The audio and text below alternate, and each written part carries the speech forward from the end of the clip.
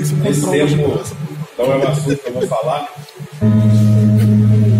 O Samuel me pediu para falar um pouquinho sobre síndrome de burnout, né?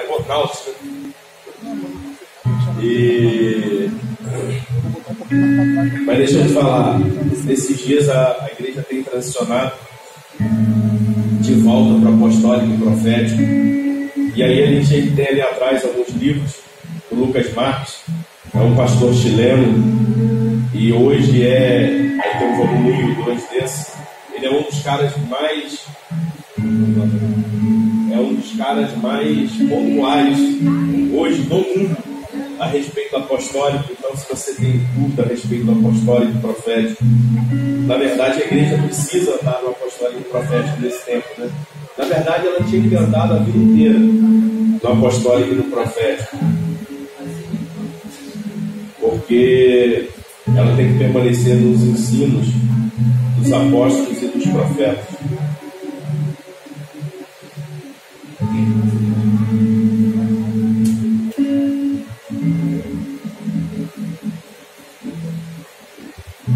É interessante que esses dias a gente tem visto muita gente cansada, muita gente desistindo, muitos pastores perdendo suas convicções, e tem sido um tempo realmente de muita luta, de muita pressão, e eu acho que a gente precisa atentar para algumas coisas, né? Uma das coisas são as cobranças do dia a dia, a pressão, talvez as traições, enfim. Mas existe um outro lado também, que são as pressões que nós mesmos pegamos, né? Quando nós não delegamos, quando nós não trazemos pessoas para perto. Esses dias eu estava vendo um caso de um pastor conhecido meu, e aí esse pastor, ele, durante anos e anos e anos e anos do seu ministério, ele nunca ordenou ninguém, Samuel. Ele nunca delegou para ninguém para fazer nada. E como ele nunca delegou para ninguém, como ele nunca ordenou ninguém, então todas as coisas da igreja ficavam presas a ele. Então ele fazia a função de visitar, ele fazia a função de pregar, ele fazia a função de administrar. Quase 20 anos sem tirar férias da igreja, porque afinal de contas não tinha ninguém para ficar no lugar dele. E hoje eles estão estafados, desestimulados, né? Então, assim, se nós não aprendermos a delegar, se a igreja não aprender a delegar, se a igreja não aprender a confiar em outras pessoas, se a igreja não aprender a deixar com que outras pessoas façam outras coisas, como qualquer outra coisa, você vai ficar estafado e você vai ser complicado. Eu sei que no decorrer do caminho muita gente até tentou, e aí foi apedrejada, foi massacrada, foi traída. Mas isso faz parte, cara. A igreja precisa do Judas, né? E o Judas é que vai levar a gente para o caminho correto. E é interessante que, assim, essa questão de querer parar, de querer desistir, isso aconteceu com homens na Bíblia também. Isso não é algo que foi restrito só a gente. Aqueles homens também passaram por isso. Então, assim, todo aquele que tem uma profissão, seja ele pastor, seja ele, enfim, professor, o que for lidar diretamente com seres humanos e com as demandas, infelizmente ele tem muita tendência hoje em dia a ter essa síndrome. Né? Síndrome burnout, queimar fora, né? Ou queimar totalmente. Porque fala de uma exaustão e de algo tão terrível que no final sobra só cinza. Algo que vai te consumir, algo que vai acabar com todo o seu potencial. Na década de 70, um pesquisador, ele começa a observar o desgaste e a irritação dos profissionais da área da saúde. Foi quando eles começaram a colocar esse termo, que tinha a ver com estresse. E é interessante que quando a gente fala de estresse, cara, ele dá uma série de coisas. Eu já tive estresse. Na época eu trabalhava secularmente, o senhor pode dizer isso, né? Mas eu tive uma crise tão terrível que a impressão é que eu ia infartar. Então a ideia é que eu estava infartando, e aí eu fui para o médico, e a sorte é que não era infarto, porque eles me atenderam 5 horas depois achando que era um infarto. E os sintomas são muito parecidos com o infarto, pode levar ao infarto, essa questão do estresse. Mas enfim, é como se a pessoa entrasse numa combustão física e emocional. Isso vai gerar um estresse assim insuportável. É por isso que a gente não entende como é que alguns pastores podem chegar ao cúmulo de se suicidar. Mas a questão é que mexe tão dentro dele que afeta até o espiritual. E alguns pastores deixam até mesmo de crer. Eu lembro que quando começou isso, tem um pregador muito conhecido americano, que é o Rick Warren, que ele fala, ele tem um livro chamado Uma Igreja com Propósito. E aí um dos filhos dele, pastor, se suicidou porque não aguentou o ministério. O ministério para ele se tornou algo muito pesado. Só que nós não precisamos deixar que isso aconteça conosco. Porque se de verdade nós mergulharmos no Senhor, e se de verdade nós nos propomos a sermos curados dele, cara, coisas extraordinárias podem acontecer. A questão é, a gente precisa detectar aquilo que a gente está sentindo, e uma vez que a gente detecta o que a gente está sentindo, a gente tem que ter coragem de ser tratado em cima daquilo. Porque hoje, cara, é muito difícil. E aí, falando no ministério pastoral, você é um cara que tem seus problemas pessoais, seus problemas familiares, e aí você tem o seu problema no dia a dia, você tem os seus problemas no seu trabalho, e aí você tem uma demanda de problemas de outras pessoas que você precisa resolver, que você precisa tentar ajudar. E aí o cara está preocupado ainda com aluguel, o cara está preocupado com finanças, o cara está preocupado em como é que ele vai organizar a igreja. Enfim, chega uma hora que se torna um peso insuportável.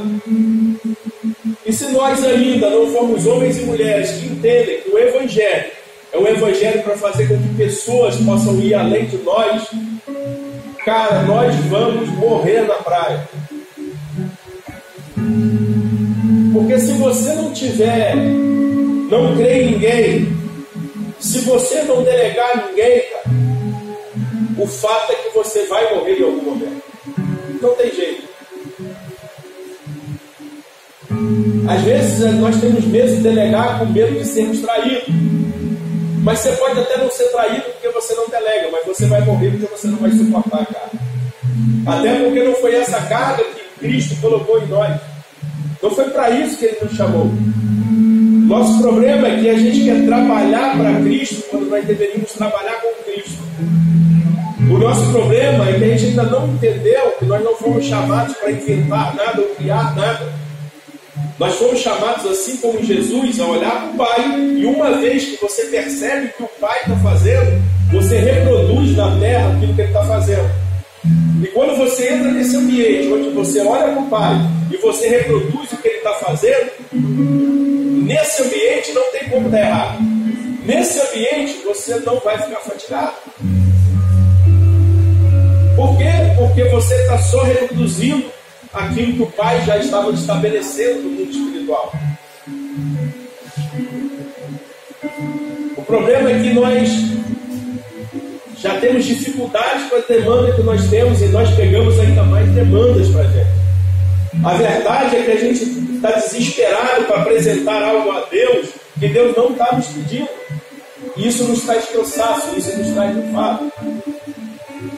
É aquela coisa que a gente sempre vai falar do Levan. Ele chamou para sentar numa mesa, comer dele e provar dele, ser íntimo dele.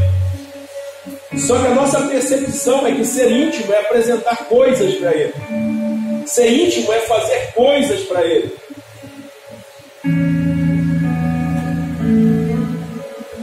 Ser íntimo é você sofrer males desnecessários, não é isso.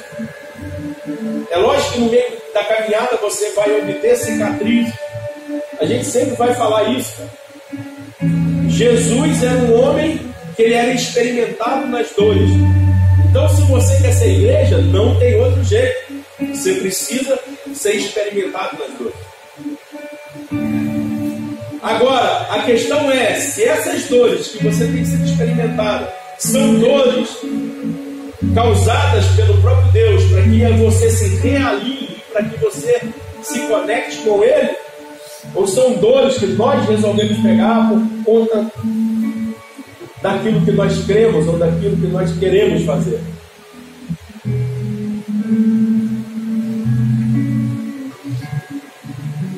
E quando alguém chega até esse tipo de síndrome, cara, e que vou te falar hoje é muito comum, isso é devastador. Uma das coisas, ela vai perder as suas convicções, ela não vai crer mais naquilo que ela cria. E aí eu estava lendo um pouquinho a respeito disso, e aí fala assim, alguns sintomas psicomáticos podem surgir, tais como enxaquecas, insônia, hipertensão e gastrite. Você pode ter esse tipo de coisa e você nem notou que isso tem a ver com a síndrome de burnout, que fala, né? Burnout. Não necessariamente porque você tem isso significa que você tem burnout. Mas às vezes ela começa a desencadear essas coisas, porque você já está no limite. E aí o seu corpo ele começa a responder. Isso não é e nunca foi algo espiritual. Mas o fato é que em algum momento ela vai entrar na sua esfera espiritual. Não tem jeito.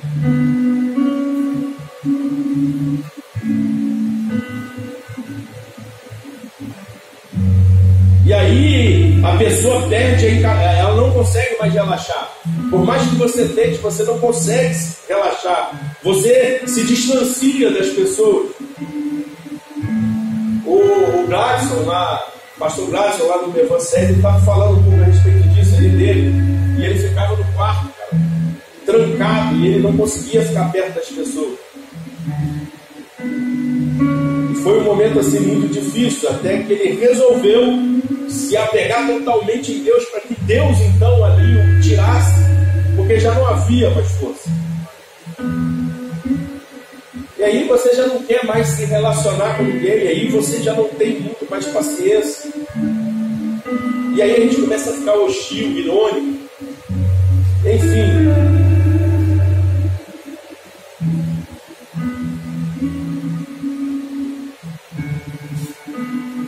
A verdade é que vai trazer um esgotamento tão grande que vai afetar o nosso espírito e vai afetar o nosso relacionamento com Deus.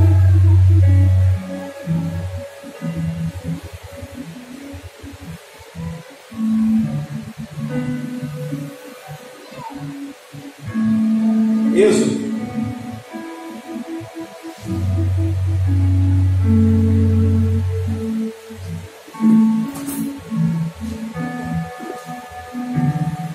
Êxodo 18, versículos 13 a 24.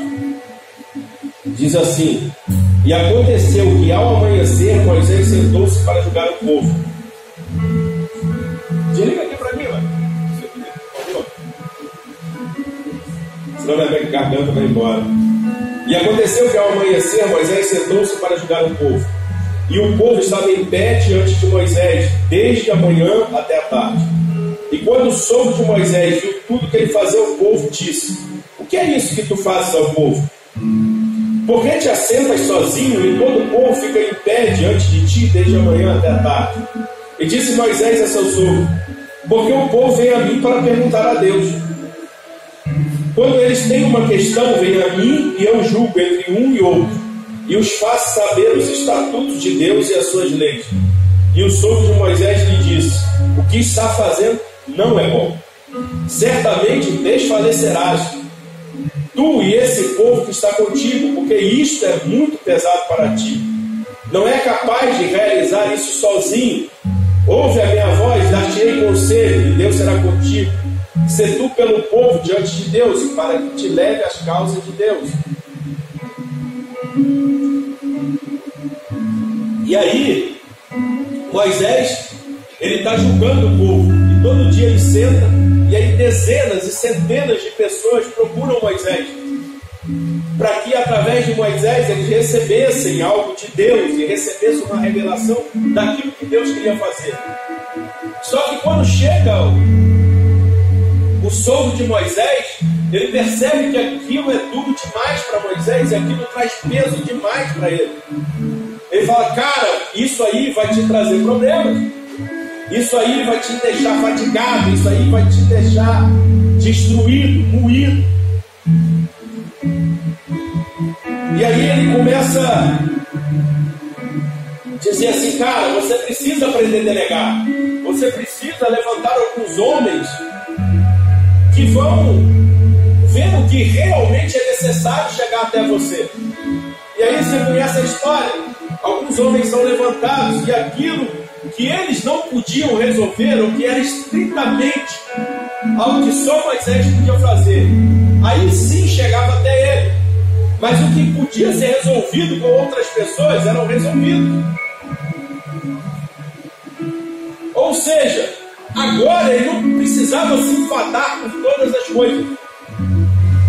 Agora ele tinha pessoas que podiam filtrar para que ele não perdesse tempo, para que ele não ficasse muito cansado.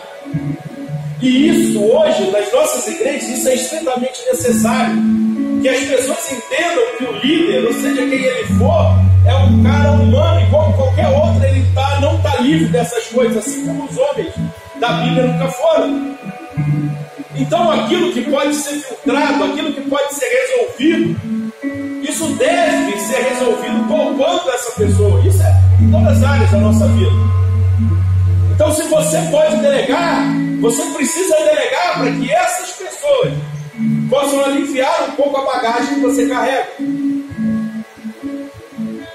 Porque não adianta a gente achar, cara, que isso é coisa só de quem está lá fora. É no meio do nosso trabalho, no dia a dia. Se você é professor, se você é qualquer outra coisa, não. Isso tem a ver também no reino de Deus. E se a gente não entender, ainda que a gente viva algo espiritual, ainda que a gente viva algo muito poderoso no Senhor, se você continuar fazendo todas essas coisas, o seu corpo e o seu organismo não vão aguentar. E diga-se de passagem, o seu corpo é templo do Espírito Santo. Se você está fazendo algo que prejudica o seu corpo, automaticamente você está fazendo algo contra o templo do Espírito Santo. Agora, o fato é que se você ficar cansado, fatigado, se o seu corpo não aguentar mais, não tenha dúvida, vai tocar no seu espiritual em algum momento. A sua comunhão com ele não vai ser mais a mesma. Não tem jeito, isso é fato. E aí talvez você vai me dizer assim, que você já até tentou. E que aí você recebeu traições, e que aí as pessoas não te ajudaram, e aí as pessoas não cumpriram. Mas o fato é, cara, isso aconteceu e talvez aconteça outras vezes, mas você precisa continuar tentando, porque senão você vai morrer. Existe algo que para mim é mais prejudicial do que o ser traído, porque de alguma forma o ser traído vai fazer você se aproximar mais de Deus, vai fazer com que você busque mais a presença dele. Mas existe algo para mim que é muito mais prejudicial, é quando você está sozinho e aí você não tem a quem recorrer, e aí você não tem a quem pedir ajuda. E aí, falando da área pastoral, tem pastor que sabe disso. A gente cuida de um monte de gente, mas quem cuida da gente? Da mesma maneira que as outras pessoas precisam ser cuidadas, os líderes também precisam ser cuidados. A questão é que se não tiver ninguém para cuidar da gente, agora o fato é, se não existe, ou se nós também não queremos procurar, porque às vezes também acontece isso. E se nós não procurarmos ajuda, cara, isso vai nos afetar de uma maneira muito forte. Eu tenho um amigo da Anaília, o Samuel conhece, Apóstolo Peixoto. Cara, quantas e quantas vezes, quando está pesado demais, quando está, né, viu? quando está doendo demais, quando a gente está chorando demais, e a gente pega, vai lá para a ilha, vai para a casa dele. E aí a gente chora junto, ri junto, brinca junto. E às vezes a gente não vai nem para falar de igreja. A gente vai para ter um tempo de comunhão um com o outro, comer alguma coisa, beber alguma coisa, falar alguma coisa. Desculpa, talvez escandalize, falar besteira. Mas juntos em comunhão, para que a gente tenha um tempo de relacionamento, para que a gente tenha um tempo onde a gente possa colocar todas as nossas dores para fora. Porque eu vou ser muito sincero para você, cara. Se nós, enquanto pastores, não fizermos isso, nós vamos morrer no meio do caminho. Se você, como líder, não fizer isso, você vai morrer no meio do caminho. Uma hora ou outra. A não ser que você não queira ser um líder de verdade. Se você quiser viver o evangelho meia boca, se você quiser viver o evangelho mentira, você não vai passar por nada disso. Mas se você quiser viver o evangelho de verdade, você vai passar por pressões o tempo inteiro.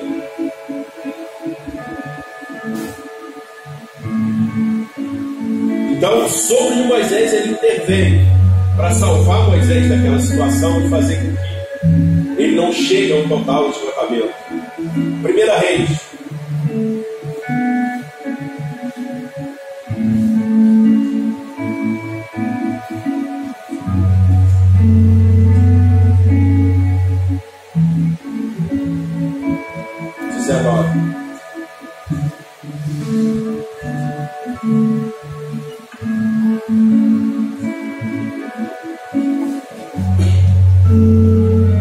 Versículo 3 a 10.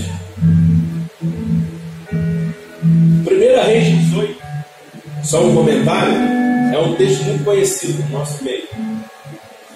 A gente vai ver Elias, um homem de Deus, um profeta de Deus, e esse homem enfrenta os profetas de Baal, sozinho.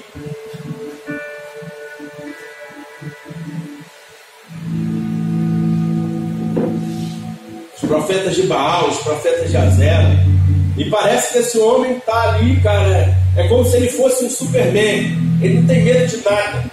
Nada atrapalha ele. E ele fala assim, cara, eu sou um cara que serve a Deus, então eu não quero saber quantos tem de lado de lá, se tem 950, se eu sou só um. Eu sei o Deus que eu sirvo, e aí eu não estou nem aí. E aí ele chega e faz aquele sacrifício, manda botar água, que era difícil na época. E diz assim, olha, o Deus que manda fogo, esse é o Deus de Israel. Agora já provamos qual é o Deus de Israel. Vocês já ficaram aí gritando o Deus de vocês, que não escuta vocês. Ele foi a ponto de tirar sarro com aqueles homens. Fala mais alto, talvez ele não está te escutando. E aí no final você conhece a história, todos esses profetas são mortos. Mas aí chega no capítulo 19, um capítulo à frente. Versículo 3. E quando ele viu aquilo, ele se levantou e se foi para escapar com vida. Chegou a Beceba, a qual pertence a Judá, e ali deixou o seu servo. Deixa eu te falar. Esse texto do capítulo 19 começa com Acabe dizendo a Jezabel tudo aquilo que Elias tinha feito. E aí uma mulher diz assim, cara, vamos matar esse cara. Um homem que lutou contra vários profetas sozinho. Agora uma mulher dá uma sentença contra esse cara. E aí ele diz assim, e quando ele viu aquilo, se levantou-se e foi para escapar com vida. E chegou a Beceba, a qual pertence a Judá, e ali deixou o seu servo. Ele, porém, seguiu viagem de um dia para dentro do deserto, e chegou e se assentou debaixo de um jupineiro, e pediu por si para que pudesse morrer, e disse, basta. Agora, ó Senhor, tira a minha vida, porque eu não sou melhor que os meus pais. Ele estava com tanto medo, e ele estava tão esgotado, ele entrou num esgotamento tão grande que ele fala assim, Deus, eu quero morrer, tira a minha vida, já não aguento mais, estou esgotado, eu não sou melhor que os meus pais, acaba com a minha vida. E aí ele continua dizendo assim, enquanto ele estava deitado e dormia debaixo do junipeiro, eis que o anjo tocou-lhe e disse, levanta-te e come. Ele olhou e eis que havia um pão assado sobre as brasas e um cântaro de água junto à sua cabeça. E ele comeu e bebeu e se deitou novamente.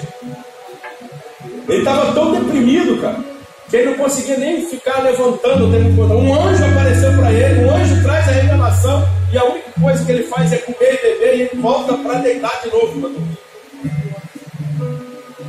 É mais ou menos assim com a gente, quando a pressão está tão grande, cara, que às vezes você não consegue fazer outra coisa a não ser deitar e dormir. E se você levanta é para voltar rapidamente a se deitar. E aí ele diz assim: e o anjo do Senhor veio novamente pela segunda vez e tocou e disse: levanta-te e come, porque a jornada é demasiadamente grande para ti. E ele se levantou e comeu e bebeu, e foi na força daquela comida, por 40 dias e 40 noites, até o Horebe, o monte de Deus. E ali chegou em uma caverna, e ali se alojou. E eis que a palavra do Senhor veio até ele, e ele disse: o que tu fazes aqui, Elias? Aí ele diz, e ele disse: tenho sido muito ciumento pelo Senhor, Deus dos exércitos, porque os filhos de Israel têm abandonado o teu pacto, lançado abaixo os teus altares e matado os teus profetas com a espada.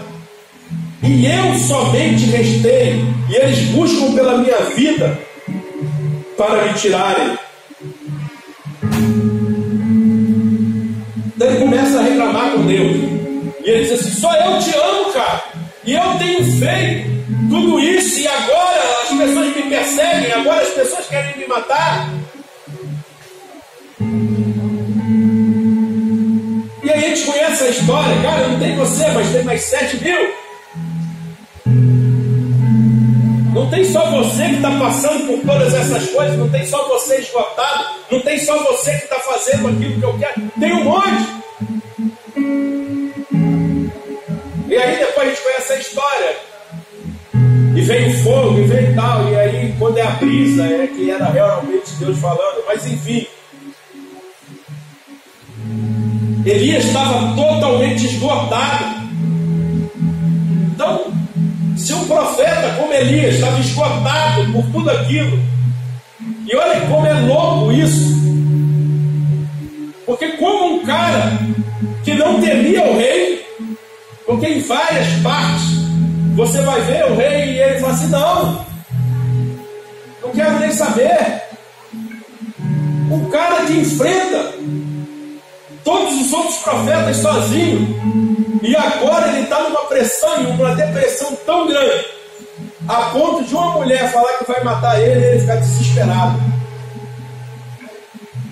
a ponto dele próprio falar assim: Deus, tira a minha vida.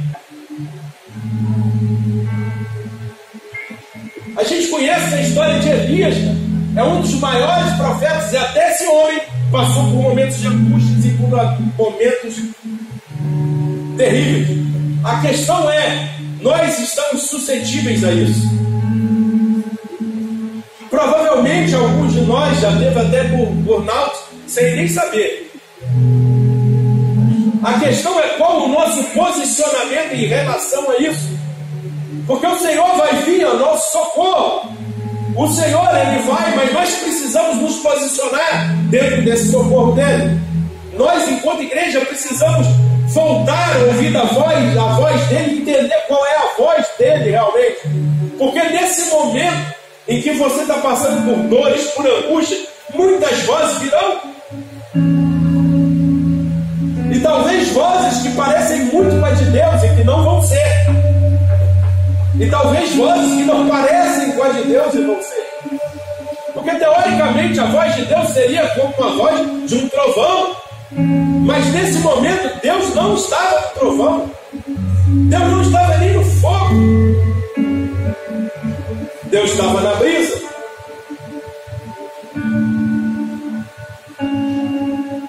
Deus não veio com fogo pentecostal. Deus veio como presbiteriano, falando na brisa.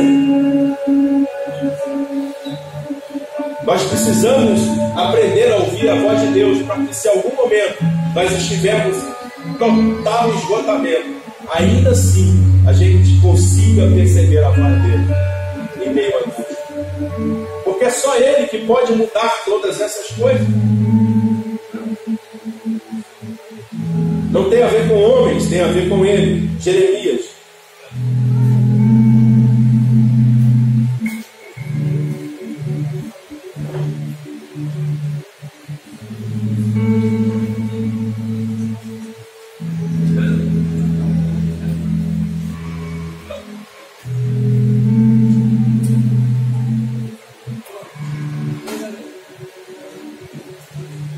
Capítulo 20, versículos 14 a 18. Jeremias agora ele passa por uma série de coisas. E agora ele é um profeta de Deus, que Deus manda ele falar as coisas e as pessoas não creem nele. Agora ele recebe muita afronta, muita luta, e ele já está no momento que ele está esgotado. E aí ele diz assim: amaldiçoado seja o dia em que eu nasci. Não permita que o dia em que minha mãe me deu a luz seja abençoado. Obrigado. Amaldiçoado seja o homem que trouxe notícias a meu pai dizendo: nasce-te um filho, homem, fazendo-me muito alegre. E aquele homem seja como as cidades que o Senhor destruiu, e não voltou atrás, e deixai-os ouvir o clamor da manhã e as altas vozes ao meio-dia. Porque ele não me matou desde o útero, para que minha mãe pudesse ser minha sepultura, e se o seu útero estivesse seco com a minha presença, por que razão saí do útero para conhecer o duro trabalho e tristeza, para que meus pais devessem ser consumidos pela vergonha? Jeremias agora ele está reclamando com Deus, cara. Vamos dizer assim: maldito é o dia que eu nasci. Para que eu nasci? Talvez se fosse hoje estaria falando assim: por que eu não fui abortado? Por que eu não fui jogado fora? Mas ele estava assim: por que eu nasci, cara? Que seja amaldiçoado o cara que trouxe a notícia do meu nascimento. Porque eu nasci para quê? Para que eu pudesse conhecer a angústia e tristeza? Foi para isso que eu nasci? Para sofrer? Para ficar angustiado? Para ter tristeza o tempo todo? Talvez na cabeça dele, até pensando sobre o seu encargo, né? Para que as pessoas não me ouvissem, para que quando eu falasse eu fosse chacoteado, caluniado. Porque às vezes a gente não entende que quando nós liberamos algo, nem sempre nós liberamos para que todos entendam mesmo. Às vezes nós liberamos para que a sentença de Deus venha. Às vezes é um alerta para que as pessoas agora se libertem. E às vezes é só uma confirmação para que agora eles não tenham desculpa e sejam condenados. Mas Jeremias, nesse momento, ele está dizendo assim: olha, para que eu fui nascer? Eu não nasci para provar de coisas boas, não nasci para viver coisas boas, eu nasci para ficar angustiado, para sentir tristeza. Eu não aguento mais. Era um ponto culminante do ministério dele, cara, onde provavelmente ele estava pensando em abrir mão de tudo e desistir de tudo, porque ele não aguentava mais. E para alguém amaldiçoar o seu próprio nascimento, para alguém dizer: cara, Deus, para que eu nasci? Antes eu tivesse morrido no útero. É porque alguém está passando algo pesado demais. Então isso que passou com esses homens não é diferente conosco. Nós não somos diferentes desses homens. Nós também somos propensos a passar por todas essas coisas. Assim como esses homens passaram, em algum momento da nossa vida a gente começa a questionar o nosso ministério. Pô, será que foi isso mesmo? Será que valeu a pena eu ter aberto mão de tantas coisas para agora? Está acontecendo isso? Cara, foram tantos tropeços, tantos desastres, tantas pessoas que eu investi que agora viraram contra mim, que me deram facada. Pessoas que eu dei minha vida e que hoje não só me traíram, como falam mal de mim para tudo quanto é canto. Em algum momento a gente vai passar por isso, não tem jeito.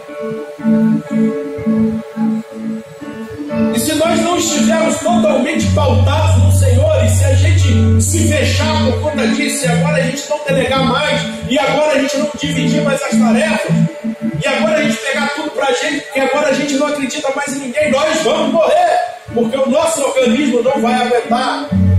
E quando o nosso organismo não aguentar, o nosso espiritual também vai para o coisa.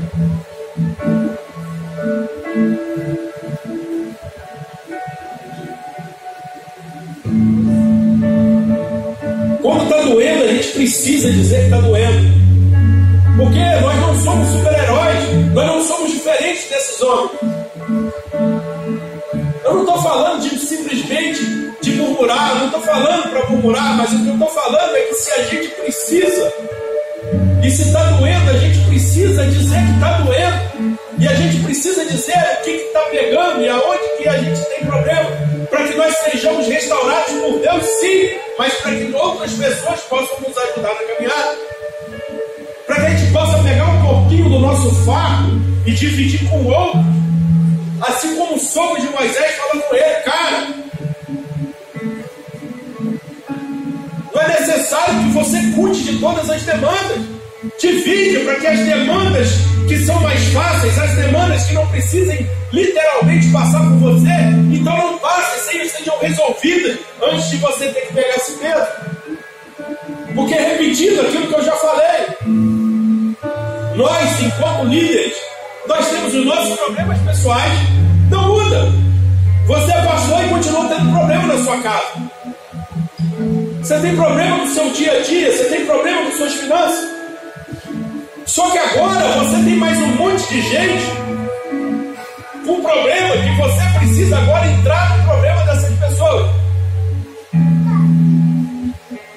E aí, para piorar, agora você tem os problemas financeiros da igreja, que também é você que tem que se virar. Porque vai ser sempre assim, cara. Se você for líder algum dia, você vai entender isso. Todo mundo vai dizer assim: estamos juntos. Mas na hora que der ruim, você que vai segurar a sua vida. Não tem jeito.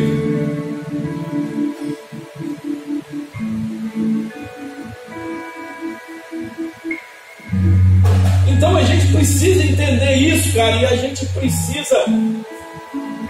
É como a gente estava conversando lá atrás com o pastor Alexandre. Vai ter momentos que a gente vai precisar se reunir simplesmente para a gente falar besteira. Comer algo junto, compartilhar algo junto, rir um pouco, sair do estresse do dia a dia, porque senão, cara, a gente não vai aguentar. O problema é que pastor é espiritual demais. Pastor fala de Jesus na igreja, fala de Jesus no churrasco, fala de Jesus. Não é que a gente não possa falar, a gente deve falar. Mas nós somos seres humanos que precisamos também nos distrair. A gente também precisa de comunhão um com o outro. A gente precisa rir um pouco, comer uma carne de churrasco, beber alguma coisa junto.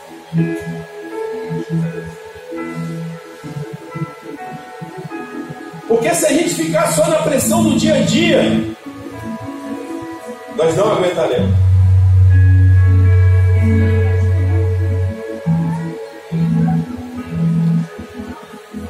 E olha como é que Deus é bom, só dando um parênteses aqui. Nós estávamos em Itajaí um dia, reunidos com alguns amigos. E aí, pastores, outros amigos, e aí se reuniu na casa de uns amigos. E aí lá a gente fez um churrasco. E aí a gente começou a comer churrasco. Começamos ali trocar ideia, bater um papo, rindo. Até um momento nós não tínhamos nem falado de Jesus, contando piada um para o outro. E aí, pastor Adriano, a glória do Senhor veio. E aí o casamento que estava destruído naquela hora foi restaurado. Porque, cara, nós necessitamos de ter relacionamento, de ter um tempo que a gente possa se relaxar e colocar para fora tudo aquilo que a gente carrega nesse meio tempo. Por isso que eu falo, cara, eu sempre vou tirar férias. Eu tenho 3 anos de pastor, 3 anos de pastor. Eu tirei todas as férias, desde a primeira. Porque senão a gente não aguenta. E aí eu olho para alguns pastores, tem pastor que está 10 anos na igreja sem tirar umas férias. Isso é pesado. É louvável, mas é pesado e em algum momento vai dar problema. A gente tem que voltar a confiar para delegar, porque, cara, me traíram. Fica tranquilo. Um dia ele vai receber a paga daquilo que ele fez. Doeu na gente, doeu. Mas o fato é, nós fizemos o que Jesus faria. O galardão não pode ser tirado da gente porque nos traíram.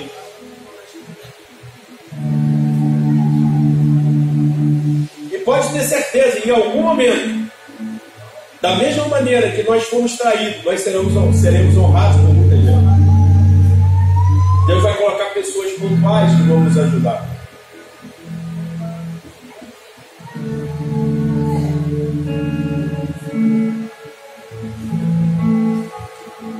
Segunda Timóteo.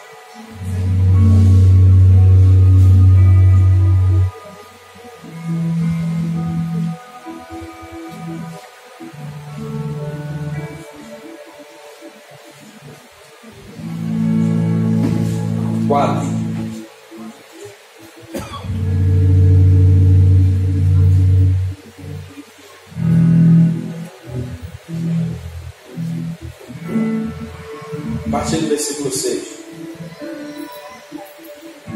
Paulo falando: porque já estou pronto para ser oferecido, e o tempo da minha partida está próximo. Combati o bom combate, terminei a minha carreira, guardei a minha fé. Desde agora a coroa da justiça me está guardada, qual o Senhor, justo juiz, me dará naquele dia. E não somente a mim, mas também a todos que amarem a sua aparição. Procura vir ter comigo depressa, porque Demas me desamparou, amando este mundo presente, e partiu para Tessalônica, Crescente para Galícia, Tito para Dalmácia. Só Lucas está comigo. Toma Marcos e traze-o contigo, porque me é muito proveitoso para o ministério. E Tíquico enviei a Éfeso. A capa que deixei em Troade, com Carpo, quando vieres, traze contigo. E também os livros, especialmente os pergaminhos. Alexandre, o latoeiro, me fez muito mal. O Senhor lhe recompense segundo as suas obras. Tu guarda-te também dele, porque resistiu muito às nossas palavras. Na minha primeira defesa, ninguém estava comigo. Antes, todos me desampararam. Ora a Deus, para que isso lhe não seja executado. Mas o Senhor estava comigo e fortaleceu-me, e para que através de mim a pregação fosse totalmente conhecida e todos os gentios a ouvissem, e fui salvo da boca do leão. E o Senhor me livrará de toda má obra e me perseverar para o seu reino celestial, a quem seja glória para todos sempre. Amém. Então Paulo ele vem dizendo aqui no meio do caminho que alguns homens o traíram, alguns homens os deixaram. Quanto a um, ele usa até o termo: esse me fez muito mal. E Paulo diz: olha, eles vão receber a paga daquilo que eles fizeram. Paulo foi um cara que se esgotou pelo amor do Evangelho, por amor de algumas igrejas, para que elas pudessem crescer, para que elas pudessem. Então, quando nós passamos por estresse, ou seja, ou até mesmo pela síndrome de burnout, ou tantas outras coisas, isso não é demérito. Assim como esses homens, nós somos humanos e suscetíveis a essas coisas. Ele também foi traído, ele também foi deixado para trás. Ele também recebeu facada nas costas. Pessoas também fizeram mal a ele. Agora ele nos dá um ensino que está lá em 2 Coríntios.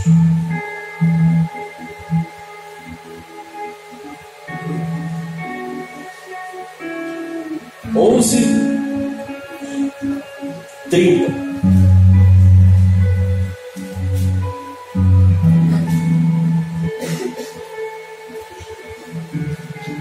vai falar assim: por causa disso, e ele está falando a respeito da ceia também, das pessoas não estarem juntos. Muitos estão fracos e enfermos entre vós, e muitos dormem. Por conta das pressões do dia a dia, por conta das atitudes erradas. Aqui na questão da ceia, uns chegavam e comiam antes dos outros. E não esperavam os demais.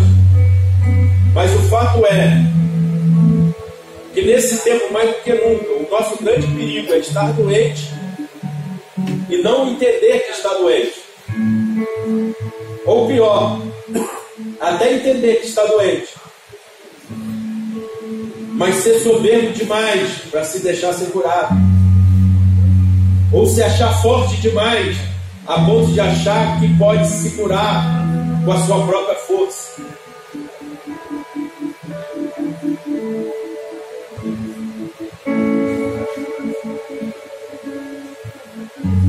Embora isso seja um problema relacionado à nossa atividade, ou seja, profissional, a verdade é que os efeitos destrutivos dela vão alcançar todas as outras áreas da nossa vida, inclusive a espiritual.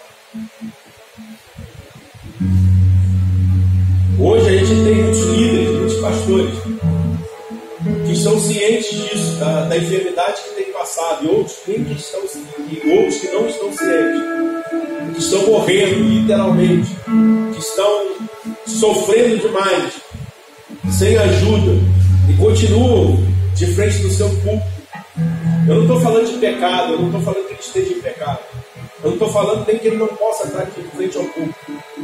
Eu estou falando que ele está doente, está se consumindo, e cada vez mais absorvendo mais e mais coisas, sem poder ser totalmente curado.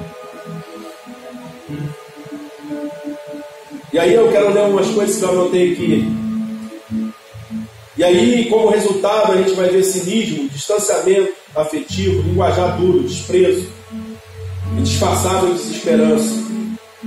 Esses dias eu estava conversando com o Márcio, um grande pastor conhecido de São Gonçalo, o Márcio até me mostrou. Ele botou lá na rede social dele, ele colocou: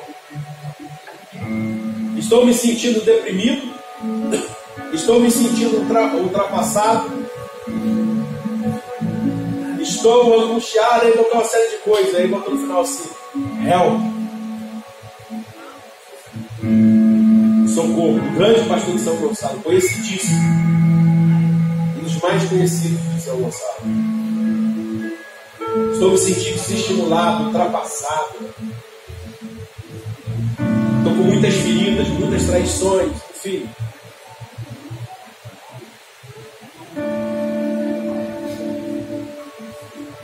Um homem muito conhecido, um homem de Deus, enfim.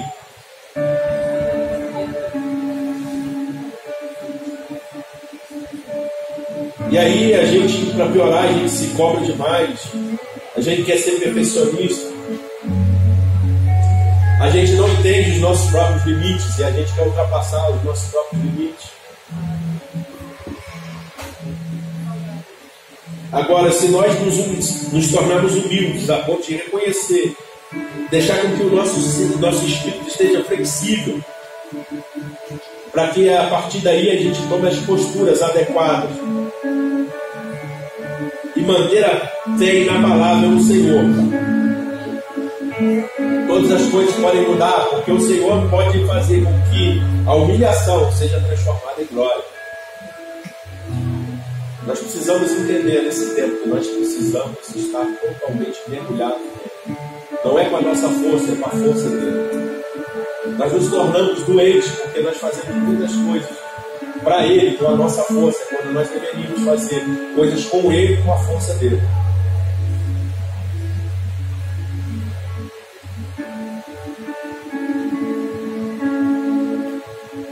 Como a gente disse, era tão profundo isso, a ponto de Elias pedir para que Deus o deixasse morrer.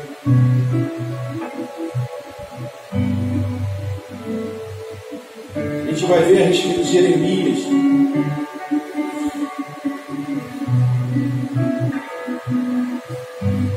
Enfim.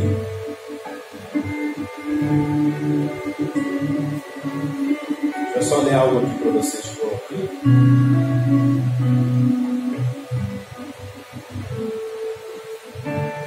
Isso vai consumir nossa energia espiritual, emocional, física. Muitas vezes até em cima das próprias escolhas que nós fizemos. E aí a gente começa a se sentir sozinho. As consequências do burnout: perda de propósito na vida, ter sua própria imagem destruída, sentindo sozinho no mundo, estando cheio de ressentimento e amargura, sentindo que tudo é impossível.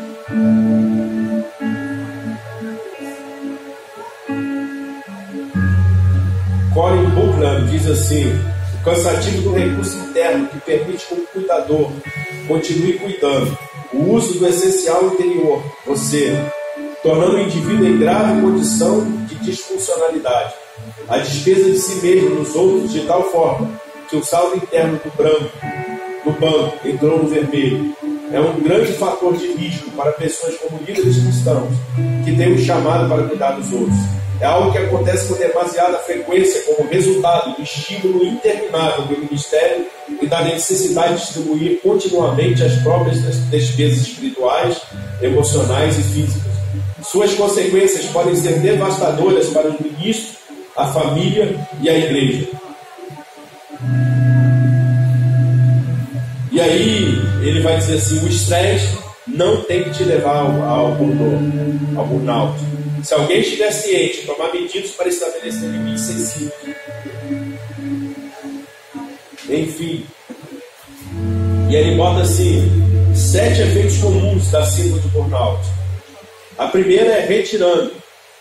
A pessoa que sofre, ela começa a se retirar emocionalmente.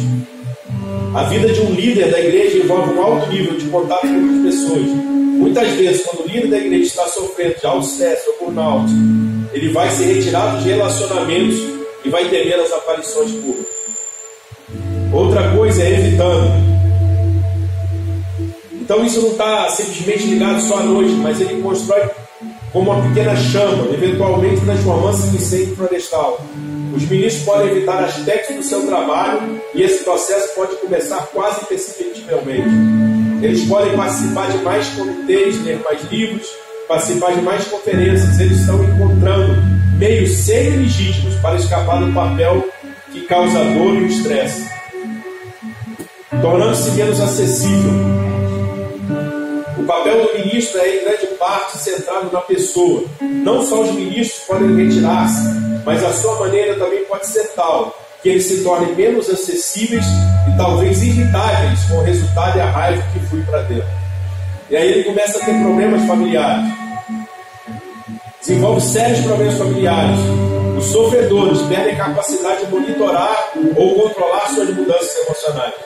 Eles são menos sensíveis e menos conscientes dos outros e podem se tornar o centro do seu próprio universo, sentindo-se tão mal que não pode escapar das suas próprias necessidades em favor dos outros. Isso pode torná-los difíceis de viver. E aí, isso aqui é uma das causas que mais me chama a atenção quando ele coloca. Ele coloca assim: abertura ao pecado. Um dos efeitos mais destrutivos do burnout é o aumento da suscetibilidade ao pecado. As tentações prolongadas à distância parecem assumir novas forças e o sofredor pode ter uma resistência muito menor a ela. Podem ocorrer padrões antigos e pecaminosos e novos podem se desenvolver. Aí depois ele bota perda de produtividade. E aí vão ter que se tornar cada vez mais ineficazes dentro daquilo que eles fazem. Enfim, tem tantas outras coisas, fadiga, cansaço. Mas a verdade é que vai te afetar de tal maneira e mexer com o seu espiritual de tal maneira que se você se entregar totalmente a isso, aqueles pecados que você lidava, que você tinha muita facilidade de deixar de lado, você já não consegue mais e eles se tornam muito fáceis para que você caia. Então a grande questão desse tempo é o seguinte: nós, enquanto os homens de Deus, nós não estamos livres de passar por essas coisas. Você não está livre de ser traído. Você não está livre de colocar pessoas para fazerem as coisas e no final você tem que fazer do mesmo jeito. Você não está livre de ficar desesperado com as finanças da sua igreja. Você não está livre de nada dessas coisas, assim como esses homens não estavam. E assim como esses homens passaram, você também não está livre por passar por momentos de estresse, por momentos de desesperança, por momentos onde que parece que tudo acabou, por momentos em que você questiona a sua vida ministerial. Você não está livre disso, em algum momento você vai passar por isso. Como eu disse no início, se você quiser viver um evangelho de verdade, não um evangelho fajuto, mas se for de verdade, primeiro, Jesus era experimentado em dores, então você vai ter que ser experimentado em dores. Fato. A questão, como eu disse no início, é se as dores que você está sendo experimentado são dores causadas pelo próprio Deus, para te trazer para a presença dele, para fazer com que você o conheça mais. Olha só, a palavra diz que existem tristezas que são criadas pelo próprio Espírito. Só que essas tristezas criadas pelo Espírito não são para matar, mas são para trazer coisas inefáveis e coisas grandes. É para trazer frutos de arrependimento. É a diferença da dor lá de fora. É uma dor produzida pelo Espírito. Agora a Bíblia é bem clara. Qualquer tipo de dor, qualquer tipo de Deus a só qualquer tipo de repreensão, ela sempre vai doer, ainda que ela seja produzida pelo Espírito. O fato é que se ela for produzida pelo Espírito, ela vai trazer frutos de arrependimento e ela vai fazer com que você conheça o Senhor na sua plenitude. Agora, se forem dores causadas por você próprio ou dores causadas pelo dia a dia, cara, essas dores levam à morte. Agora a questão é você detectar, e uma vez que você detectou, você tem a opção de morrer ou a opção de se entregar totalmente a Ele, para que Ele cure todas as coisas e para que Ele coloque todas as coisas no lugar. Você está livre de ser traído quando você investe em alguém? Não, cara. Mas você precisa continuar investindo. E aí, uma vez que você foi traído e que você investiu, agora você está livre porque você já cumpriu o seu papel? Desculpa, talvez você vai receber outra punhalada. Mas a questão é, não importa o que os outros fazem, importa o que você faz. Importa que você fez o que Cristo faria. E se a pessoa te respondeu como Judas faria, cara, pelo menos ela vai te levar para o lugar certo. E elas vão receber a paga daquilo que fizeram. Não se preocupe. Agora, esse tempo nós precisamos entender, nós precisamos ter a comunhão com Deus e a comunhão com os homens. Nesse tempo nós precisamos, não estou falando de líder, de alguém que é líder sobre nós. Eu estou falando de alguém que nós possamos abrir o nosso coração, alguém que a gente possa chorar junto e rir junto, é isso que eu estou falando. Alguém que quando eu não estou afim de falar das coisas do Evangelho, porque está doendo demais, eu só preciso rir ou chorar, essa pessoa está lá só para rir e chorar. É isso que nós precisamos. E depois disso, ou primeiro que isso, e mais superior a isso, nós precisamos desesperadamente dele, porque ele cura todas as feridas. Ele faz um homem que está dizendo um dia, eu não aguento mais, o meu ministério acabou, eu acho que eu fiz besteira, eu abri mão daquilo que eu não devia abrir mão, porque afinal de contas não está valendo a pena. Ele faz esse homem depois entender e aí começar a viver aquilo que Deus quer. Talvez alguns de nós estejam com umas asas no Salmo 73. Senhor, o que adiantou fazer o que eu faço por ti? Os caras nem te amam, os caras nem te dão atenção. Acho que se fosse no dia de hoje, olha, os caras são pilantras, os caras estão comercializando o Evangelho, os caras não estão se posicionando, estão se dando bem. Tem uma boa casa, tem um bom carro, não passa dificuldade. Quanto a mim, Senhor, olha, eu sou traído. Tudo para mim é muito mais difícil. Tudo parece que vai dar errado. Quando parece que as coisas vão dar certo, dá errado de novo. As pessoas me traem.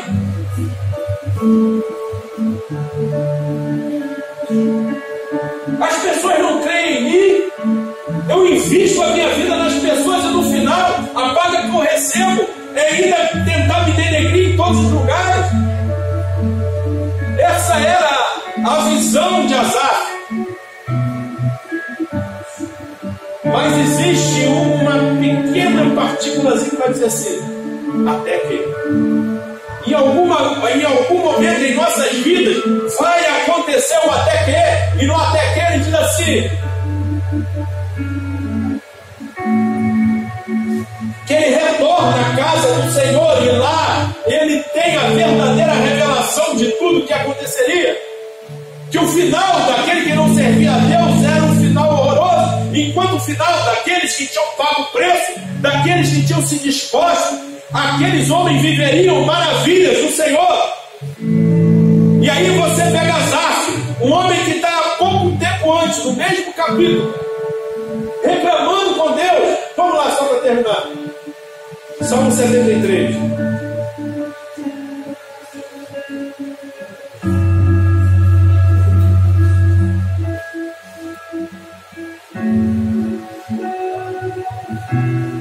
Olha só, verdadeiramente Deus é bom para Israel, para aqueles que são limpos de coração. Mas quanto a mim, os meus pés quase se foram, os meus passos esteve bem perto de escorregarem, pois eu tive inveja do tolo quando vi a prosperidade do perverso. Pois não há faixas em sua morte, mas sua força é firme. Faixa, a tradução poderia ser dores. Eles não estão em tribulação como os outros homens, nem eles se afligem como os outros homens.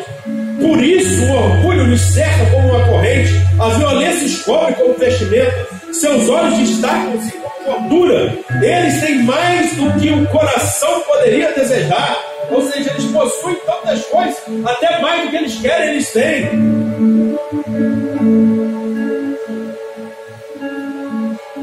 Eles são corruptos e falam perversamente. No que diz respeito à opressão, eles falam arrogantemente. Eles põem sua boca contra os céus e sua língua caminha pela terra. Por isso, o seu povo retornará para cá e as águas em um copo cheio são espremidas por ele. E eles dizem: como Deus sabe e há conhecimento do Altíssimo, eis que estes são os ímpios que prosperam no mundo. Eles aumentam em riqueza. Realmente eu limpei o meu coração em vão. Ó, eles dizem: olha, eu limpei meu coração em vão. Não teve sentido nenhum. E lavei as minhas mãos na inocência.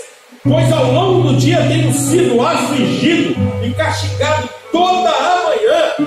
Ou seja, todos os dias eu tenho aflição, todo dia eu tenho angústia, todo dia eu sou castigado. Se eu disser, falarei assim, eis que eu ofenderia contra a geração dos teus filhos. Quando eu pensei em conhecer isso, foi doloroso demais para mim. Quando eu pensei em conhecer, doeu mais ainda. Foi mais angustiante. Até que... E aí quando tem essa pequena partícula, muda tudo. Até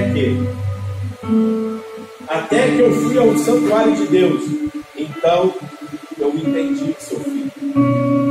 Certamente tu os puseste em lugares interrogativos. Tu os lançaste na destruição. É Deus dando corda, Deus dando corda, e Deus dando corda, mas uma hora ele vai puxar a corda. Como são trazidos para a desolação, como em um momento, eles são completamente consumidos por terrores. Como em um sonho, quando alguém acorda, assim, ó Senhor, quando tu acordas, tu desprezarás a imagem deles. Assim o meu coração ficou entristecido e eu fui picado em meu rio. A dor era tanta, a angústia dele era tanta, a ponto de ter dores nos rins, de tanta angústia. Tão tolo eu fui ignorante, eu fui como um animal diante de ti. Apesar disso, estou continuamente contigo. Tu me seguraste pela minha mão direita. Tu me guiarás como teu conselho e depois me receberás para a glória. Que tenho eu no céu a não ser a ti. Não há ninguém sobre a terra que eu deseje mais do que a ti. A minha carne e o meu coração falham, mas Deus é a força do meu coração e a minha porção para sempre. Portanto, eis que aqueles que estão longe de ti perecerão. Destruíste todos aqueles que vão vagueando sem ti. Mas é bom para mim aproximar-me de Deus. Eu pus a minha confiança no Senhor Deus, que eu possa declarar todas as tuas obras. Para todos nós, em algum momento vai existir o até que. Bem-aventurados os que choram, porque esses serão consolados. Em outro texto, bem-aventurados que choram, porque esses haverão de rir. Então mudou tudo. Ainda que nós possamos passar por todas essas coisas, se nós entendemos, vai chegar um momento que tem o até que, e aí vai haver toda a diferença. É quando nós olhamos completamente em Deus e quando nós mergulhamos totalmente nele, a ponto de fazer aquilo que nós falamos, olhar para ele e repetir o que ele está fazendo ao invés de inventar alguma coisa. Por quê? Porque aqueles que estão no Senhor e aqueles que conhecem o Senhor e aqueles que vão mergulhar no Senhor, quando vem esse até que, são aqueles homens e mulheres que vão ter a revelação de todas as coisas e tem a revelação daquilo que é o fim. Então nós começaremos a andar em algo que pode parecer doloroso, mas nós já conhecemos o fim e o fim é glorioso. Amém?